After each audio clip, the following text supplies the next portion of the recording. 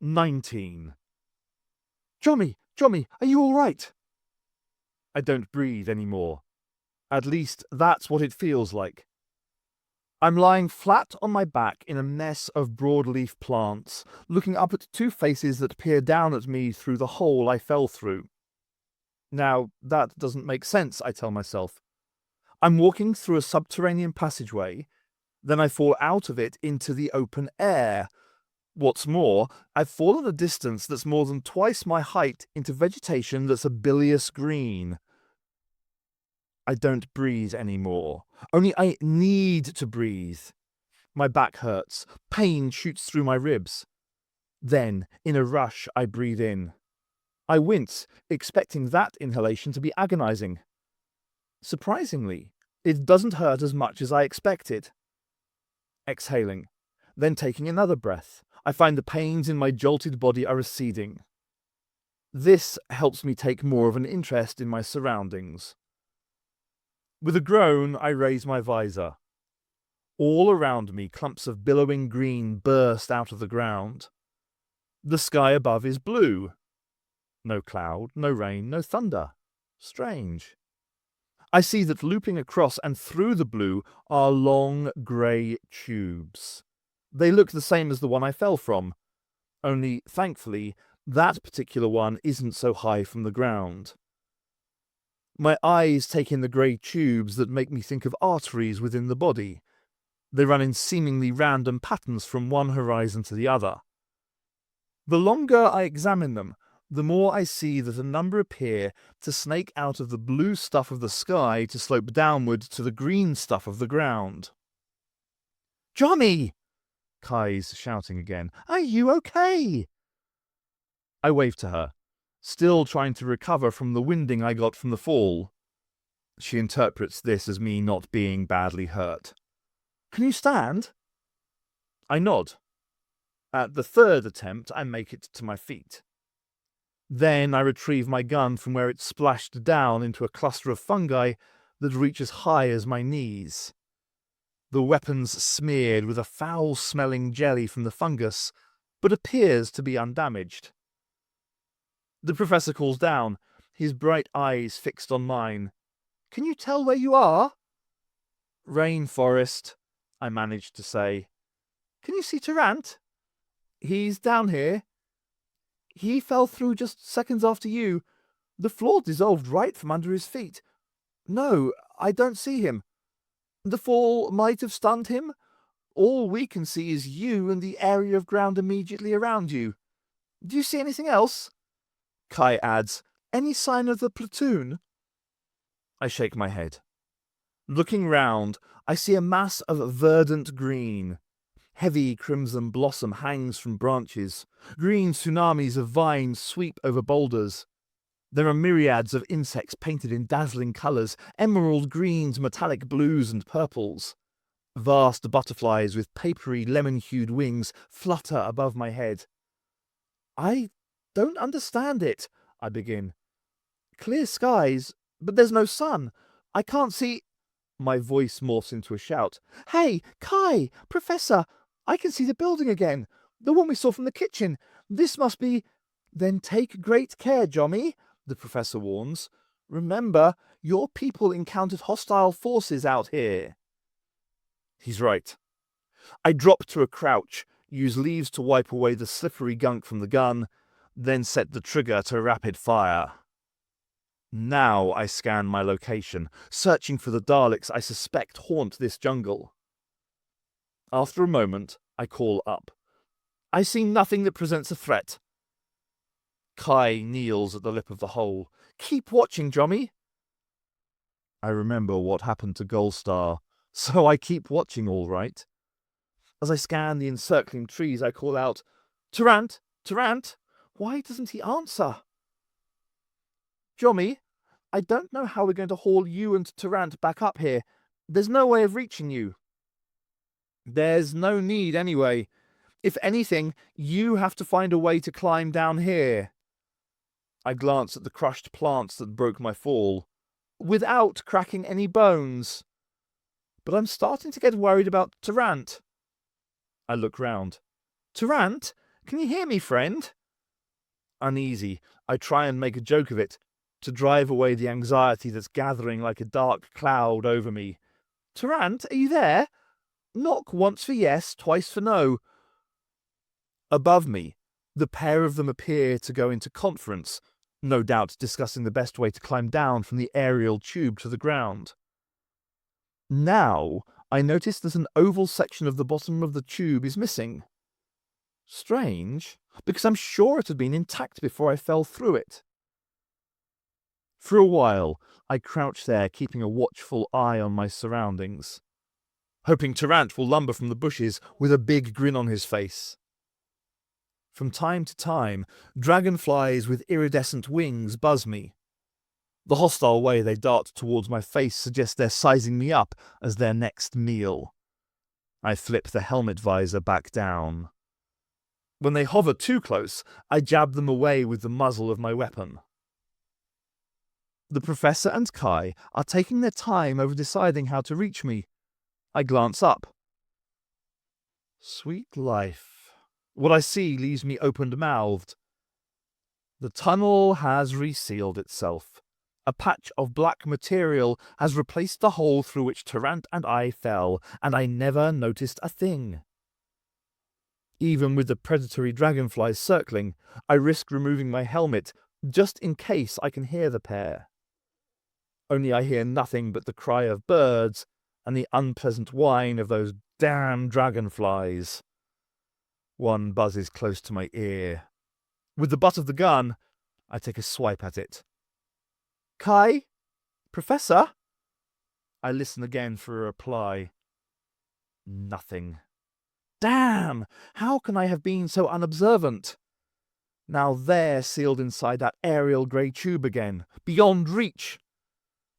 I follow the tube with my eyes, trying to determine if it simply terminates, or if it snakes away into the wide blue yonder like so many of the others. Only, at last, I see that this airborne artery suddenly dips downward to penetrate the ground. Will the pair wait? Will they retrace their steps? Will they go forward? Hell, I have no way of knowing. I check the pad on my sleeve, hoping that the comlink has been re-established. Not so much as a murmur. The whole system's dead, including telemetry and environment sensors. Now, I have to rely on what Thal evolution has given me. Sight, smell, touch, hearing. I see little apart from profuse plant growth, blue skies, insects, and the metallic fortress on the cliff. The smell is undoubtedly powerful. Rich organic smells of rainforest, scented with heavy perfumes from the blossom. Touch. Here, I feel only the press of the humid atmosphere against the small areas of skin that aren't protected by my suit. Again, sounds are restricted to a cocktail of insect buzz and bird calls from the forest deeps. Moments pass. The dragonflies are enough of a nuisance to persuade me to flip down my visor. Above me, the black patch that resealed the hole is lightening to the same grey as the rest of the tube. It seeming increasingly unlikely that Kai and the Professor are going to find a way out through this section, I decide that what I must do next is find Tarrant. I move through the waist-deep plants, softly calling his name. I'm wary that too loud a shout could attract the wrong kind of attention. Within 15 paces, I find him. I see him. I know it's him. Only for a moment, I tell myself it's not real. One of those walking hives playing another trick on me, or maybe I'm seeing things because I was concussed by the fall. Reality bites only when I look into his eyes. Tarrant, I groan his name. I'm sorry. You shouldn't. Now I bite my lip, not trusting my own voice as it breaks. There's no escaping the reality of this. Here is my friend Tarrant. He's fallen into a cradle of branches that have closed over him, almost hiding him from view. No wonder the Professor and Kai couldn't see him. On each branch are a dozen or more thorns that resemble the long, slender spines of a poison fish. Dozens more have penetrated his body. One has even pierced the back of his neck, the tip emerging from between his lips. I see that the tip of each spine is hollow. A silvery drop of some liquid that can only be venom forms there like dew. The branches from which the spines emanate are a pale brown. But as I watch, they turn red. Blood red, as they suck away what once flowed through his veins. For a moment, I want nothing more than to stamp those killer plants, literally bloodthirsty plants, into the ground, grind them to pulp. But that won't bring Tarrant back. I turn away. They say that soldiers who stop to mourn their fallen comrades die young. I have no choice but to move on. I suspect that Captain Vey would have headed for the cuboid fortress up there on the cliff.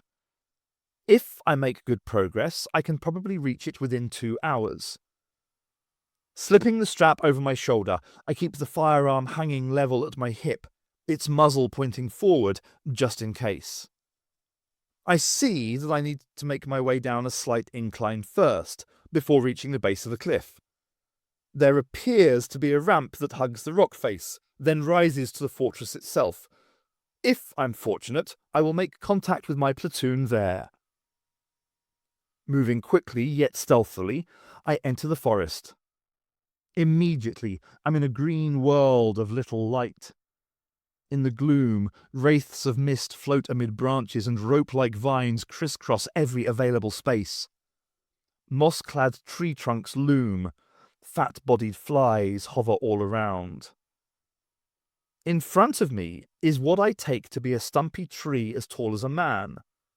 Moss covers it with a vivid green skin, while more vines climb up its trunk to curl round its 3 remaining branches.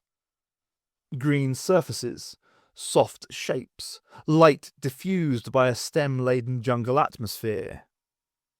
But that configuration of lines, the hint of deadly symmetry beneath moss, I know what this is. I leap sideways as what I'd misread as a tree stump twists on its own axis. The movement tears away softly engulfing moss to reveal hard hemispheres that project from a metallic structure. The top rotates as well, shedding fallen leaves, snapping vines. Insects flee from where they'd settled on its body, perhaps instinctively reacting to this concentration of pure evil. What I took to be branches break free of vines. Its eye stalk swings to focus on me.